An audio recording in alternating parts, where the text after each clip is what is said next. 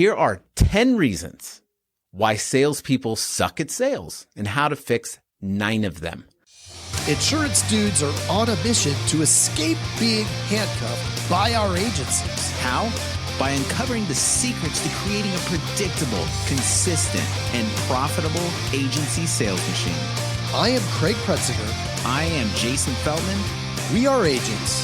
We are insurance dudes. So, this is the thing. When you're selling your salespeople on selling, they're going to be fearful. I mean, especially if they're newer.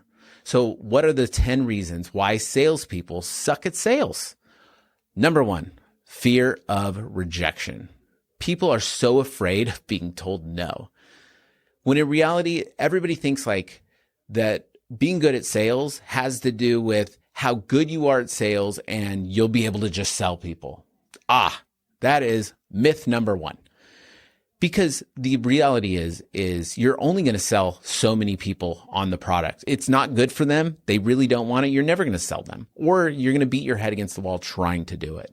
So bottom line is you're going to hear a lot more rejections than you are of people saying yes.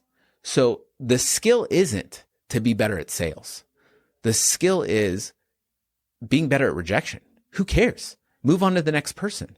You just got to keep going through everybody until you find the people that your product fits. So if you're afraid of rejection, then make as many calls, talk to as many people as you can, and get over it. If you can't get over it and you're just constantly afraid of rejection and those no's really bother you, if you cannot get over it, you're going to suck at sales regardless. You're never going to last. You're going to suck. So number 2, lack of confidence. A lot of people lack confidence, especially when they start selling a product. They might feel uncomfortable talking about it, answering questions. They might get worried about, hey, what if they ask me a question about it? Well, that is why we have to practice. Feel confident about what you are selling. Be proud of it. If you're not selling something that you're proud of, get out. Don't sell it. You don't need it, right? Get into something that you're selling, something that you're proud of. Because when you are selling something that you're proud of, it's like going to that movie that you're super excited about and you came home, you want to talk to your friend about it. Like, hey, did you see that movie? It was so cool. The guy was running, he jumped off the cliff, blah, blah, blah. You're so excited. It's not selling. That doesn't feel unnatural in that circumstance.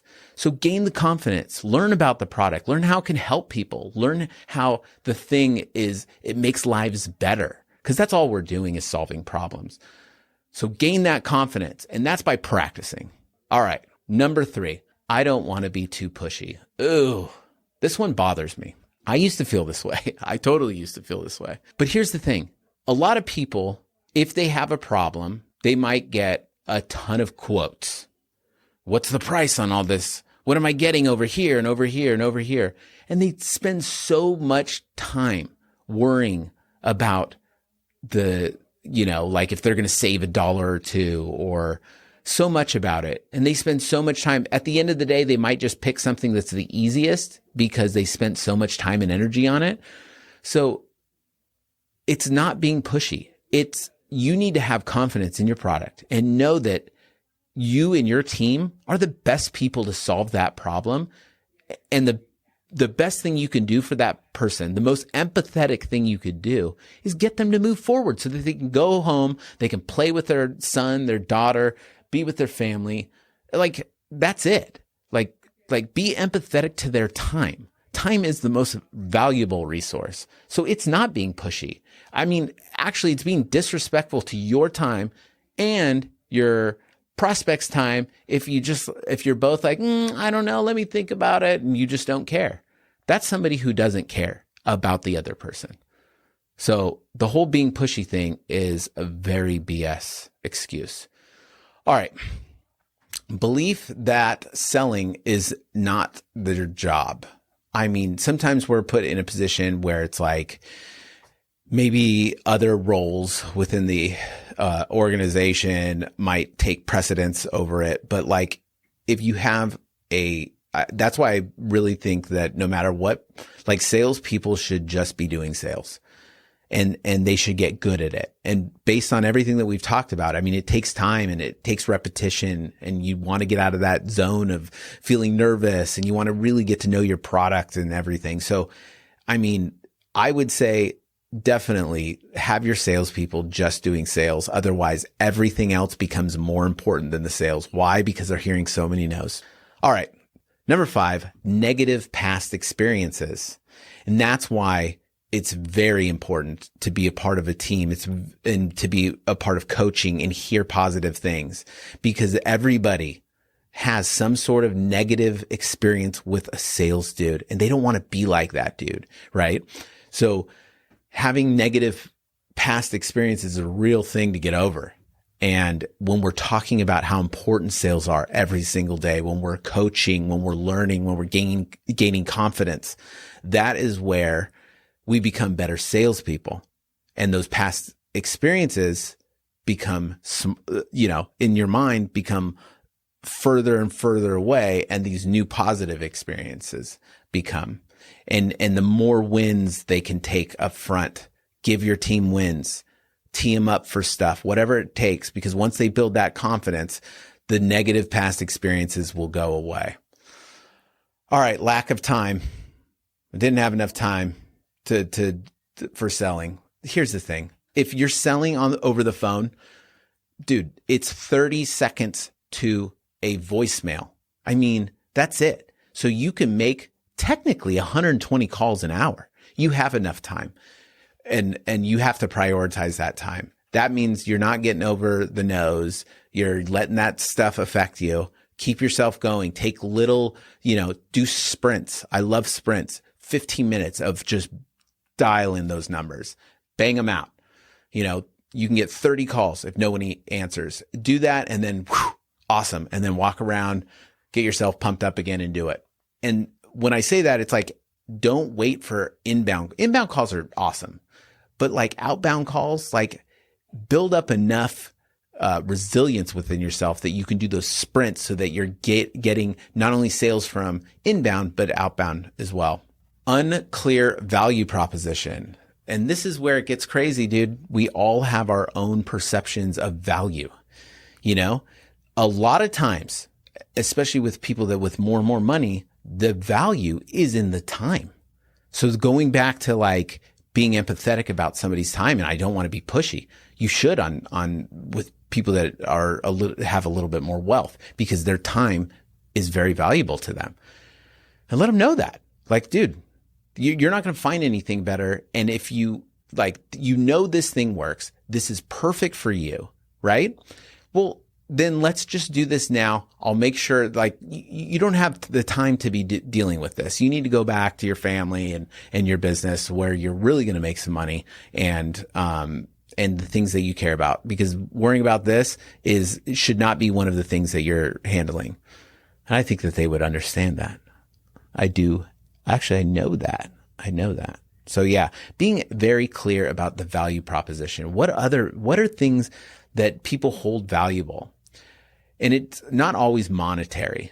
Like, value is subjective, you see it all the time. Like, you see a purse that's like $4,000. Did it cost $4,000 to make? Heck no. But there's a value in it for that person. It's elevating their status. It's making them feel good. Maybe it's something that they thought about their entire life and then they bought it, right? So value's different for everybody. Make sure you're very clear about the value proposition and what's valuable to them, not to you, because you might think it's stupid. I think that a $4,000 purse is absolutely stupid, but it's not about what I think. If the person thinks it's valuable, then it is. It is to them. That's it, right? Price objections. Price is this thing that it's fake, because whatever the price is absolutely subjective to that person. If they think it's worth it, then it's totally worth it, right? So there should never, ever be a price objection. We get this all the time with our sales reps. Who cares? Who cares what the price is? If the product's good, it doesn't matter. Sell it. And that is the price of it, because you're getting this awesome team. You're getting this awesome product. You're saving time. Whatever it may be. it's fantastic for what it is. Why? Because your product, your product or service or whatever is valuable because it's one of a kind. It's unique to you, and be very proud of that. So price objections are BS. Lack of trust. This goes back to sales dudes that are desperate. They start thinking about themselves, right? A client can smell that from a mile away.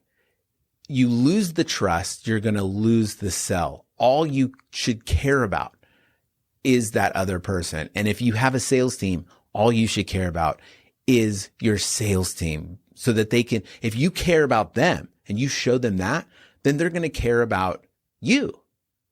They're going to care about your clients, and they're going to treat them the exact same way, right? They're going to treat them exactly how you treat them. So, I mean, the lack of trust, there shouldn't be a lack of trust. And if there's desperate people on your team, you got to readjust them, because it's not going to work. And then those are the first 9 things that are completely adjustable. Those are the things that you control, that you can readjust and optimize for the sale. Here's number 10, lack of need. Sometimes clients simply don't need the product or service being sold. That's it.